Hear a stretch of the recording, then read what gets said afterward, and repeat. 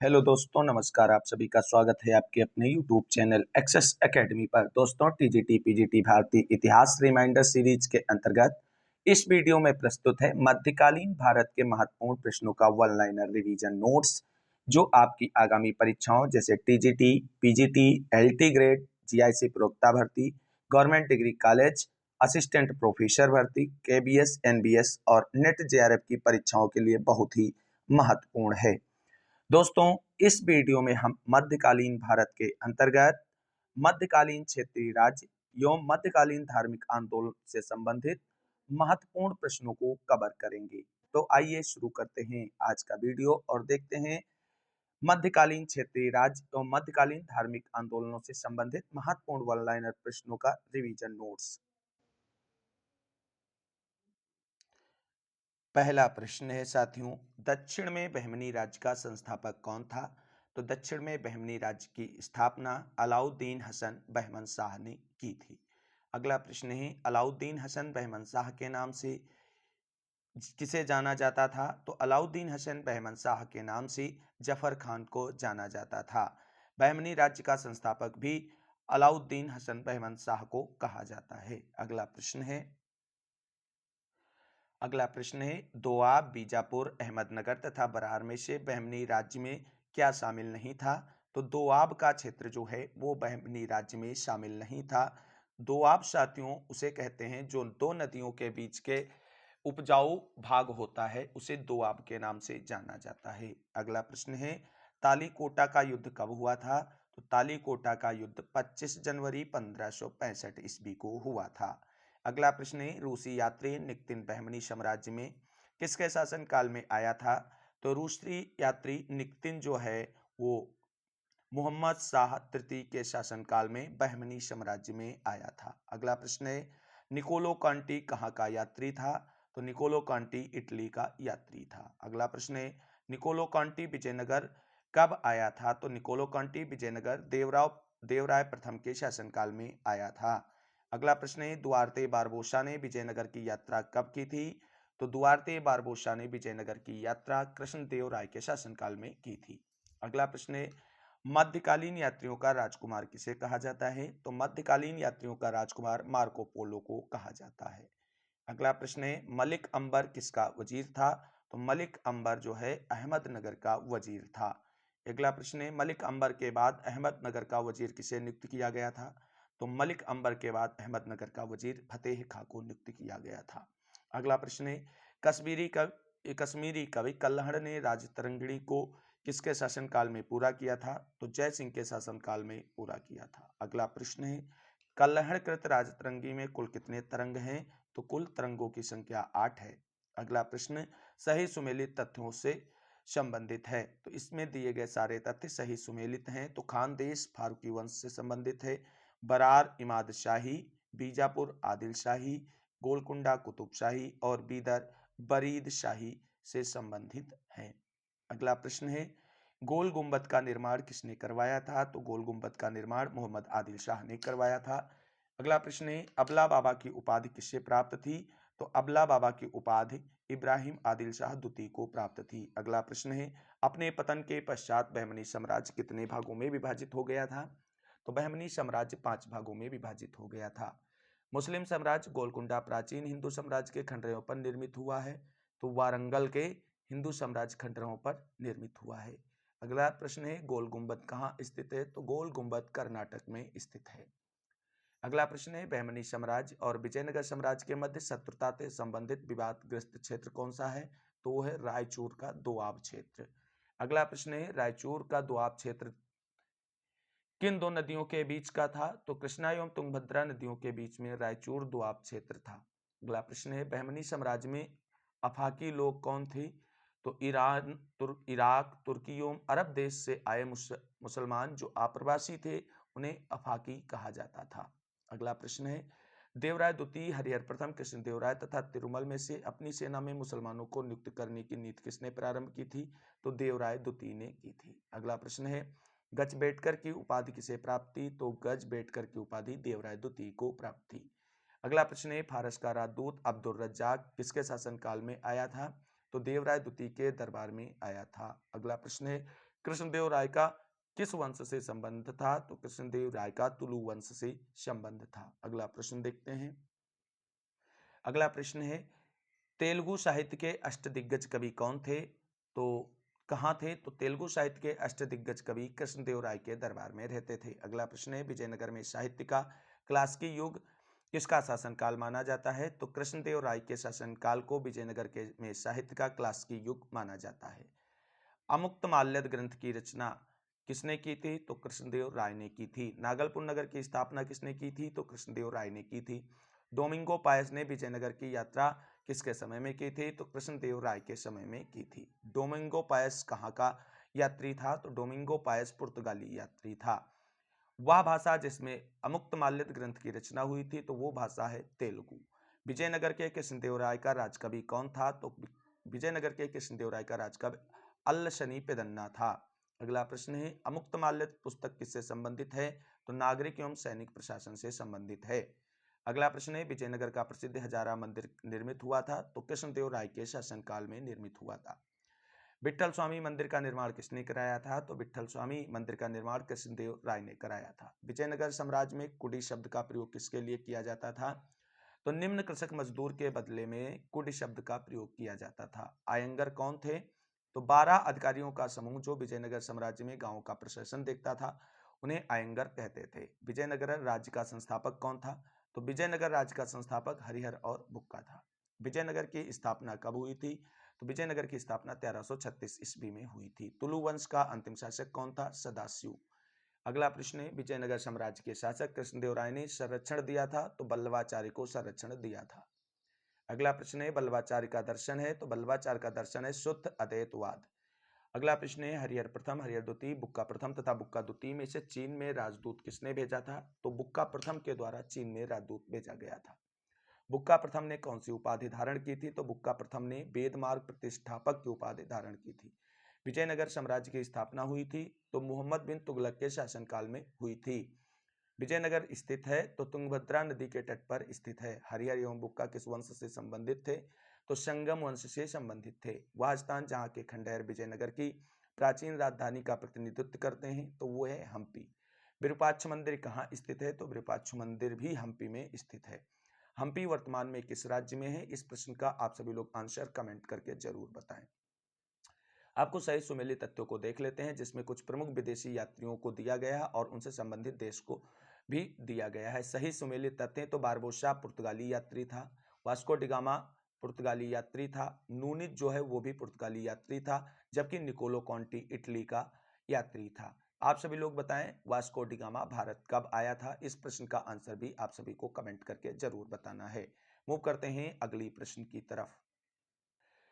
अगला प्रश्न है, विजयनगर जैसा शहर सारी दुनिया में न आंखों से देखा है न कानों से सुना है, यह कथन किसका है? तो यह कथन फारसी यात्री अब्दुल रज्जाक का है। अगला प्रश्न है, अहमदनगर, बीदर, गोलकुंडा व बरार में से तालीकोटा के युद्ध में विजयनगर के विरुद्ध भाग किसने नहीं लिया था? तो विजयनगर के विरुद्ध भाग जो है बरार ने नहीं लिया था। विजयनगर साम्राज्य में भू राजस्व को क्या कहा जाता था? तो विजयनगर साम्राज्य में भू राजस्व को शिष्ट नाम से जाना जाता था। अगला प्रश्न है, विजयनगर साम्राज्य में लगान वसूली का विभाग क्या कहलाता था? तो 98 कहा जाता था। अगला प्रश्न है, अभिलेखों में पूर्वी पश्चिमी व दक्षिणी सागरों का स्वामी किसे कहा गया है? तो बुक्का प्रथम को कहा गया है। नानकार क्या था? तो कर मुक्त भूमि को नानकार कहा जाता था। जाम्बोती कल्याणम की रचना किसने की थी? तो कृष्णदेव राय ने की थी। हासपेट नगर किसने बसाया था? तो कृष्णदेव राय ने बसाया था। अगला प्रश्न है, वेंकटा विलास मानव था? तो एक सभागार था जिसे वेंकटा विलास मानव कहा जाता था। अगला प्रश्न है, सायण ने वेदों पर अपनी टीका किस भाषा में लिखी है? तो संस्कृत भाषा में लिखी है। प्रसिद्ध वेदज्ञ सायण संबंधित थे? तो प्रसिद्ध वेदज्ञ सायण जो हैं वो विजयनगर राज्य से संबंधित थे। अगला प्रश्न है, कश्मीर का अकबर किसे कहा जाता है? तो कश्मीर का अकबर जैनुल आब्दीन को कहा जाता था। अगला प्रश्न है, कश्मीर का शासक जिसे बड शाह पुकारा जाता था? तो ये भी जैनुल आब्दीन था। अगला प्रश्न है, उत्तर बंगाल की अदीना मस्जिद का निर्माण किसने कराया था? उत्तर बंगाल की अदीना मस्जिद का निर्माण सिकंदर शाह ने कराया था। लोटन मस्जिद है? तो लोटन मस्जिद एक बंगाली मस्जिद है। अगला प्रश्न है, हुसैन शाह के शासनकाल में श्रीमद् भागवत का बंगला भाषा में अनुवाद करने वाले व्यक्ति कौन थे? तो वो थे मालाधर बसु। अगला प्रश्न है, मालाधर बसु ने भगवत पुराण का संस्कृत में अनुवाद किया था, तो श्री कृष्ण विजय नाम से इसका अनुवाद किया था। अगला प्रश्न है, मालाधर बसु को गुणराज खां की उपाधि किसने प्रदान की थी, तो वो है बारबक शाह ने प्रदान की थी। अगला प्रश्न है, भारत का सिराज किसे कहा जाता था, तो जौनपुर को। और अगला प्रश्न है, सिराज हिंद की उपाधि किसने धारण की थी, तो इब्राहिम शाह सरकी ने धारण की थी, जो सरकी वंश का एक प्रमुख शासक था और जिसका जौनपुर में राज्य था। अगला प्रश्न है, साबरमती नदी के बाएं किनारे स्थित अहमदाबाद शहर की स्थापना किसने की थी, तो अहमद शाह प्रथम ने की थी। अगला प्रश्न है, जयपुर का संस्थापक कौन था, तो राजा सवाई जयसिंह ने जयपुर की स्थापना की थी। अगला प्रश्न है, जेज मोहम्मद शाही को किसने तैयार करवाया था, तो जयसिंह ने तैयार करवाया था। अगला प्रश्न है, पोलराज द्वितीय गणपत बिल्लभ तथा सिंघन में से देवगिरी के स्वतंत्र यादव राज्य की स्थापना किसने की थी, तो बिल्लभ ने की थी।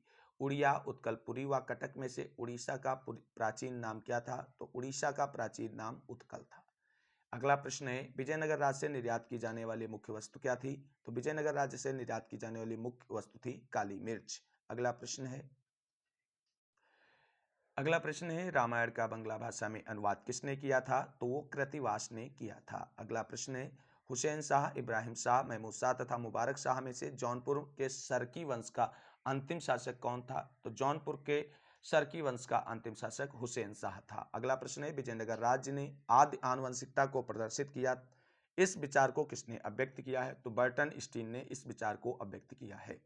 विजयनगर साम्राज्य की नायंकार व्यवस्था आधारित थी, तो सल्तनत कालीन एकता व्यवस्था पर आधारित थी। अगला प्रश्न है, एन कारासिमा, बर्टन स्टाइन, के बी रमेश, एन रमनैया में से जिसने 16वीं शताब्दी के विजयनगर शासन की राजकीय अर्थनीति को सामंतवादी कहा है, तो एन कारासिमा ने विजयनगर शासन की राजकीय अर्थनीति को सामंतवादी कहा है। अगला प्रश्न है, देश में अधिकांशतः अच्छी कृषि जोत है एवं भूमि बहुत उपजाऊ है, सैन्य संख्या लगभग 11 लाख है, विजयनगर राज्य से संबंधित उपरोक्त कथन किसका है, तो यह है यात्री अब्दुल रज्जाक का। अगला प्रश्न है, विजयनगर साम्राज्य के जिस शासक के काल में गोवा और कोकण के क्षेत्रों को अधिकृत किया गया था, तो वो है हरिहर द्वितीय।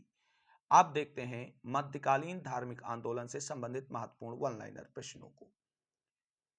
तो पहला प्रश्न है, वह सोहरावर्दी संत कवि जिसे सिकंदर लोदी की अनुशंसा प्राप्त थी, जिसने बाबर की प्रशंसा में स्तुतिगान लिखा और जो हुमायूं के गुजरात अभियान में साथ था, तो वो है शेख जमाली। अगला प्रश्न है, सूफी संत जिसने वहदत अल वजूद की अवधारणा के खिलाफ रुख प्रस्तुत किया, वो है शेख अहमद सरहिंदी। अगला प्रश्न है, दादू दयाल, एकनाथ, माधवाचार्य तथा चैतन्य में से महाराष्ट्र के वैष्णवी भक्ति वाले संत कौन थे, तो वो थे एकनाथ। अगला प्रश्न है, बंगाल, सिंध, पंजाब और महाराष्ट्र में से बाबा फरीद का संबंध किससे था, तो बाबा फरीद का संबंध पंजाब से है। बाबा फरीद का मूल नाम क्या था, बाबा फरीद का मूल नाम है हजरत ख्वाजा फरीदुद्दीन गंज ए सकर। अगला प्रश्न है, कबीर, तुलसीदास, रामानंद तथा दादू में से पहली बार अपने उपदेश में हिंदी भाषा का प्रयोग किसने किया है, तो रामानंद ने किया है। रामानंद का जन्म कहाँ हुआ था, तो रामानंद का जन्म उत्तर प्रदेश में हुआ था।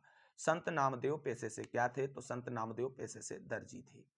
अगला प्रश्न है, अधिकतर मुस्लिम लेखक और कवि जिन्होंने हिंदी साहित्य को अपनी रचनाओं द्वारा योगदान दिया वे थे, तो सूफी संत व सूफीवाद के अनुयायी। अगला प्रश्न है, सूफी संप्रदाय में सर्वप्रथम फना का प्रयोग किसने किया है, तो अबू यजीद ने किया है।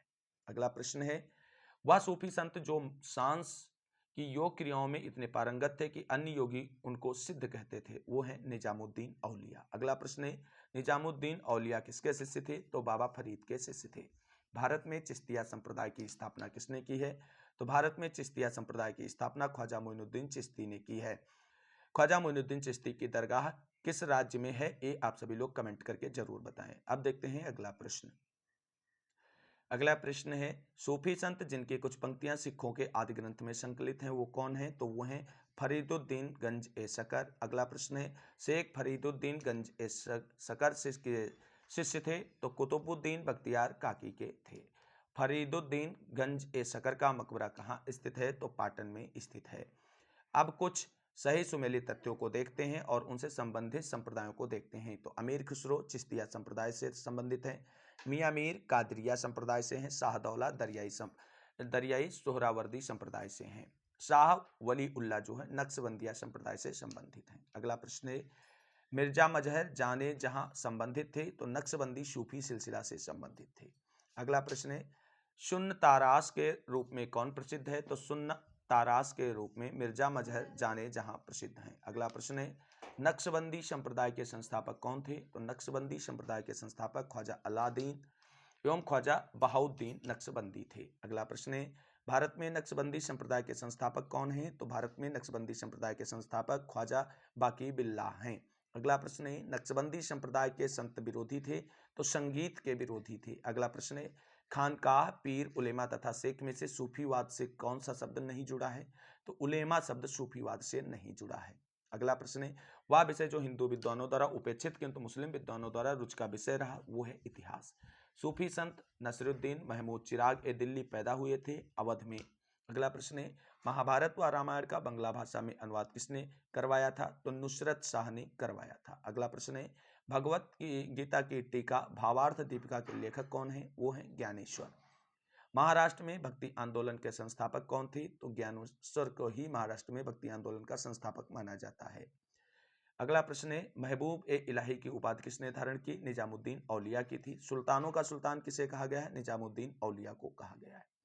मुजद्दिद नाम से जाना जाने वाला सूफी संत कौन था वो है शेख अहमद सरहिंदी। अगला प्रश्न है शेख निजामुद्दीन औलिया का जन्म कहाँ हुआ था तो शेख निजामुद्दीन औलिया का जन्म बदायूं में हुआ था। शेख निजामुद्दीन औलिया का मकबरा कहाँ स्थित है तो वो दिल्ली में स्थित है। अगला प्रश्न है निजामुद्दीन औलिया ने आईने हिंद यानी भारत का दर्पण की उपाधि से किसे विभूषित किया है तो शेख सिराजुद्दीन उस्मानी को विभूषित किया है। अगला प्रश्न है शेख अहमद सरहिंदी प्रसिद्ध संत थे तो नक्शबंदी सिलसिला के प्रसिद्ध संत थे। अगला प्रश्न है शहाबुद्दीन सोहरावर्दी बख्तियार काकी शेख बहाउद्दीन जकारिया तथा निजामुद्दीन औलिया में से भारत में सोहरावर्दी पंथ की स्थापना किसने की थी तो भारत में सोहरावर्दी पंथ की स्थापना शेख बहाउद्दीन जकारिया ने की थी। अगला प्रश्न देखते हैं। अगला प्रश्न है साथियों शेख बहाउद्दीन जकारिया को शेखुल इस्लाम की उपाधि किसने प्रदान की थी तो वो इल्तुतमिश ने प्रदान की थी। अगला प्रश्न है दारा शिकोह किससे संबंधित था तो दारा शिकोह सोहरावर्दी सूफी संप्रदाय से संबंधित था। अगला प्रश्न है शाही बिया शीर्षक से मुल्ला शाह का जीवन वृत्तांत किसने लिखा है तो जहां आरा ने लिखा है। रिसाले हकनुमा की रचना किसने की है तो दारा शिकोह ने की है। सूरसागर के रचयिता कौन थे तो सूरसागर के रचयिता सूरदास जी हैं। भक्ति के क्षेत्र में पुष्टि मार्ग का जहाज किसे कहा जाता है तो सूरदास को पुष्टि मार्ग का जहाज कहा जाता है। अगला प्रश्न है भक्ति आंदोलन का प्रभाव नहीं था तो हिंदू मुसलमानों के बीच भेदभाव में वृद्धि। अखरावट रचना किसकी है तो मलिक मोहम्मद जायसी की रचना है। एक और प्रसिद्ध रचना है पद्मावत वो भी मलिक मोहम्मद जायसी की रचना है। अगला प्रश्न है मलिक मोहम्मद जायसी का जन्म कहाँ हुआ था तो मलिक मोहम्मद जायसी का जन्म अवध के जायस ग्राम में हुआ था। अगला प्रश्न है दादू दयाल रैदास कबीर व मलुकदास में से निपक्ष यानी निपख मार्ग का अनुमोदन किसने किया है तो दादू दयाल ने निपख मार्ग का जो है अनुमोदन किया है। दादू दयाल का जन्म हुआ था तो दादू दयाल का जन्म अहमदाबाद में हुआ था। यह संसार वेद है यह सृष्टि कुरान है यह कथन किसका है यह कथन रज्जब का है। अगला प्रश्न है परम ब्रह्म संप्रदाय की स्थापना किसने की थी तो दादू दयाल ने की थी। प्रेम वाटिका का रचनाकार कौन है तो प्रेम वाटिका भी रसखान की एक प्रसिद्ध रचना है। रसखान का जन्म कहाँ हुआ था तो रसखान का जन्म दिल्ली में हुआ था। बल्लभाचार्य संत थे तो बल्लभाचार्य जी कृष्ण भक्ति शाखा के संत थे। सूरदास किसके शिष्य थे तो सूरदास बल्लभाचार्य के ही शिष्य थे। अगला प्रश्न है शैव धर्म वैष्णव धर्म बौद्ध धर्म तथा जैन धर्म से श्री संप्रदाय किससे संबंधित है तो श्री संप्रदाय वैष्णव धर्म से संबंधित है। अगला प्रश्न है भेद अभेद सिद्धांत का प्रतिपादन किसने किया था तो निम्बार्क आचार्य द्वारा भेद अभेद सिद्धांत का प्रतिपादन किया गया था। वेदांत परिजात सौरभ की रचना किसने की है तो निम्बार्क आचार्य ने की है। अगला प्रश्न है दुर्गा गणपत राम व विट्ठल में से वारकरी संप्रदाय के प्रमुख देवता थे तो वारकरी संप्रदाय के प्रमुख देवता विट्ठल थे। महाराष्ट्र में धरकरी संप्रदाय के संस्थापक कौन थे तो महाराष्ट्र में धरकरी संप्रदाय का संस्थापक रामदास को माना जाता है। अगला प्रश्न है मदुरई मामल्लपुरम सोमनाथपुर तथा श्री रंगम में से रामानुज शिक्षण कार्य करते थे तो श्री रंगम में करते थे। चैतन्य के बचपन का नाम क्या था चैतन्य के बचपन का नाम निमाई था। गौरंग महाप्रभु के नाम से कौन प्रसिद्ध है तो चैतन्य गौरंग महाप्रभु के नाम से प्रसिद्ध है। विष्णु, शिव, कृष्ण व राम में से चैतन्य महाप्रभु किसके उपासक थे? तो चैतन्य महाप्रभु कृष्ण के उपासक थे। अगला प्रश्न है, कबीर नानक चैतन्य व नामदेव में से संकीर्तन एवं नगर कीर्तन के रूप में भक्ति गीतों को गाने की परंपरा किसने शुरू की थी? तो वो है चैतन्य। तुलसीदास ने रामचरित की रचना किसमें की है? अवधी भाषा में की है। तुलसीदास का जन्म कहाँ हुआ था? तुलसीदास जी का जन्म बांदा में हुआ था। रामलला नवछो रचना किसकी है? तुलसीदास जी की है। दस बोध नामक पुस्तक किसने लिखी है? तो दस बोध नामक पुस्तक रामदास ने लिखी है। अगला प्रश्न देखते हैं। अगला प्रश्न है, मध्वाचार्य, वल्लभाचार्य, निम्बार्काचार्य तथा राम अनुजाचार्य में से शनक संप्रदाय के प्रमुख आचार्य किसे माना जाता है? तो शनक संप्रदाय का प्रमुख आचार्य निम्बार्क आचार्य को माना जाता है। अब देख लेते हैं कुछ सही सुमेलित तथ्यों को। और सही सुमेलित तथ्यों में कुछ महापुरुषों के नाम दिए गए हैं और उनकी जातियों से संबंधित दिए गए हैं तथ्य। तो धन्ना जाट से संबंधित हैं, रैदास चर्मकार से संबंधित हैं, कबीर जी जुलाहा और पीपा जो हैं वो राजपूत से घराने से संबंधित हैं, या कह लीजिए जातियों से संबंधित हैं। रैदास किसके शिष्य थे? रामानंद के शिष्य थे। अगला प्रश्न है, राजकीय मुकुट का प्रत्येक मोती गरीब किसान की अश्रुपूरित आंखों से गिरी हुई रक्त की घनीभूत बूंद है। दिल्ली सल्तनत काल में भारतीय किसानों की गरीबी पर यह टिप्पणी किसने की थी? तो यह टिप्पणी अमीर खुसरो ने की थी। अष्टछाप की स्थापना किसने की है? तो अष्टछाप की स्थापना विठलनाथ ने की है। शेख निजामुद्दीन औलिया ने तुर्कुल्लाह की संज्ञा से किसे विभूषित किया है? तो तुर्कल्लाह की संज्ञा से अमीर खुसरो को विभूषित किया है। रामानंद का जन्म कहाँ हुआ था? तो रामानंद का जन्म इलाहाबाद में हुआ था, जिसे वर्तमान में प्रयागराज के नाम से जाना जाता है। अगला प्रश्न है, पूर्व का आनंद भोगवाद दर्शन कहा जाता है? तो वल्लभाचार्य के दर्शन को पूर्व का आनंद भोगवाद दर्शन कहा जाता है। दोहावली किसकी रचना है? दोहावली रचना है तुलसीदास की। शेख नूरुद्दीन की स्थापना की थी? तो कश्मीर में सूफियों के इस सिलसिले की स्थापना की थी शेख नूरुद्दीन ने। अगला प्रश्न है, सबसे पहले मध्यकालीन भक्तों का विवरण एक जगह मिलता है? तो भक्त काल में माल में मिलता है। अगला प्रश्न, वह सूफी संत जिसने अपने रुसद नामा में श्री गोरख, अलख निरंजन और ओंकार का जिक्र किया है, वो है शेख अब्दुल कुद्दुस गंगोही। अगला प्रश्न है, भारत में महादवी आंदोलन की शुरुआत सैयद मोहम्मद जौनपुरी ने की। वह स्थान जहां से अपनी महदियत का दावा पेश किया था वह है वर्ली या बरली। अगला प्रश्न है, नक्शबंदी संप्रदाय से संबंधित वेद दैवी पुस्तकें हैं और इस तरह हिंदुओं को अहले किताब का दर्जा प्राप्त है और उनके साथ अरब के काफिरों जैसा बर्ताव नहीं किया जा सकता। ये किसने कहा है? तो ये कहा है सूफी मिर्जा मजहर जाने जहां ने। अगला प्रश्न है, ख्वाजा जियाउद्दीन नक्शवी ने संस्कृत की पुस्तकों का फारसी में अनुवाद किया था? तो सुख सप्तती और रत रहस्य का अनुवाद किया था। 15वीं 16वीं शताब्दी के लोकप्रिय एकेश्वरवादी आंदोलन की लोकप्रिय विशेषता क्या थी? तो उसकी विशेषता थी एक अधीनस्थ वर्ग का आंदोलन था। इसके नेता भी अधीनस्थ वर्ग से थे तथा उन्होंने लोगों को जन भाषा में संबोधित किया था। अगला प्रश्न देखते हैं। अगला प्रश्न है, शेख सरफुद्दीन यहिया मनेरी सूफी सिलसिले से संबंधित थे, उसका नाम क्या है? तो वो है फिरदौसी। अगला प्रश्न है, खैर उल मजलिस एक सूफी मलफूजात किस सूफी फकीर को समर्पित है? तो ये है नसीरुद्दीन महमूद चिराग ए दिल्ली को। अगला प्रश्न है, कुछ प्रमुख संत और उनकी रचनाओं से सही सुमेलित तथ्यों पर आधारित। तो एक तरफ संत हैं, कबीर जी की रचना है बीचक, सूरदास की भ्रमर गीत, एकनाथ की भावार्थ रामायण, तुलसीदास की विनय पत्रिका, गीतावली, दोहावली। अगला प्रश्न भी सही सुमेलित तथ्यों पर आधारित है, जिसके अंतर्गत एक तरफ को सूफी शब्दावली दी गई है और उनके अर्थ दिए गए। तो फुतूह का अर्थ होता है ऐच्छिक दान, समा का अर्थ होता है सूफी संगीत समागम, बरकत का अर्थ होता है सूफी द्वारा अर्जित आध्यात्मिक शोभा, और मलफूज का अर्थ होता है सूफी संतों की वार्तालाप। अगला प्रश्न कथन और कारण पर संबंधित है। कथन है, मध्यकाल में संगीत पर संस्कृत में लिखी गई अनेक पुस्तकों का फारसी में अनुवाद किया गया था। कारण है, आरंभिक चिश्ती सूफी संत संगीत सभाओं जिन्हें समा कहा गया है के शौकीन थे। तो उत्तर होगा ए और आर दोनों सही हैं, किंतु आर ए की सही व्याख्या नहीं प्रस्तुत करता है क्योंकि ये दोनों एक दूसरे से कोरिलेट ही नहीं कर रहे हैं। अगला प्रश्न है जिसमें सही कालक्रम में व्यवस्थित करना है। तो सही कालक्रम में व्यवस्थित है ख्वाजा अली हुज्जबिर, फिर उसके बाद शेख बदरुद्दीन समरकंदी, उसके बाद है शाह नयामतुल्लाह कादरी, उसके बाद है ख्वाजा बकीबिल्लाह। अगला प्रश्न है, सावित्री चंद्रा, यूसुफ हुसैन, जे.एन. फरकुहर एवं रोमिला थापर में से जिसने पहली बार टिप्पणी की थी कि कबीर ने अपनी भक्ति में आम लोगों में व्याप्त निराशावाद को कम करने का प्रयास किया है? तो ये कथन जो है रोमिला थापर का है। अगला प्रश्न है, कुछ महापुरुष और उनके दर्शन से संबंधित तथ्यों को देख लेते हैं। तो रामानुज ने विशिष्टाद्वैत दर्शन का प्रतिपादन किया है, चैतन्य ने गौड़ी वैष्णव धर्म का प्रतिपादन किया है, वल्लभाचार्य ने पुष्टि मार्ग का और नानक ने निर्गुण भक्ति का प्रतिपादन किया है। अगला प्रश्न है, एकनाथ तुकाराम नामदेव ज्ञानेश्वर में से वरकारी संप्रदाय का संस्थापक किसे माना जाता है? तो नामदेव को वरकारी संप्रदाय का संस्थापक माना जाता है। भक्ति संतों का सही कालक्रम क्या है? तो सबसे पहले रामानुज, फिर नामदेव, उसके बाद चैतन्य और उसके बाद तुकाराम। इस तरीके से ये एरो चलेगा। अगला प्रश्न देखते हैं। अगला प्रश्न है, कबीर के बारे में क्या सही है? तो कबीर के बारे में सही तथ्य यह है कि जाति, नस्ल और धर्म पर आधारित मतभेद को वे नकार दिए।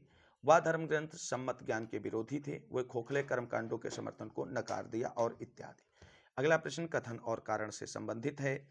तो वो है, कथन है, उत्तर भारतीय सूफियों के दक्कन में 14वीं और 15वीं शताब्दी में आगमन से उस क्षेत्र के राजनीतिक और धार्मिक ढांचे में गहन परिवर्तन हुआ। उसके बाद कारण है इसका, वह लोग दक्कन पठार में खिलजी और प्रारंभिक तुगलक आक्रमण को उचित ठहराने के लिए दक्कन आए। तो साथियों ऐसा कुछ नहीं, इसमें केवल ए सही और आर गलत हो जाएगा।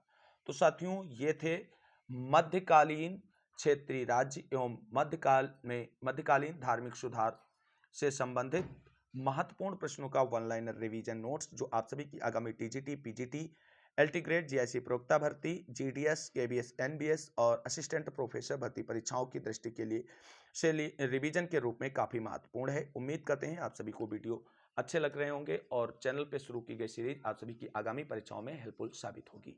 साथियों आप सभी लोग वीडियो को लाइक करें, दोस्तों में शेयर करें और कमेंट करके बताएं आपको वीडियो कैसा लगा है। वीडियो में जो प्रश्न आप सभी के लिए पूछे गए हैं उनके आंसर जरूर कमेंट करें। तो इस वीडियो में बस इतना ही। अगली वीडियो में मुगलकालीन भारत से संबंधित महत्वपूर्ण वन लाइनर प्रश्नों के रिवीजन नोट्स के साथ आप सभी के बीच पुनः उपस्थित होंगे।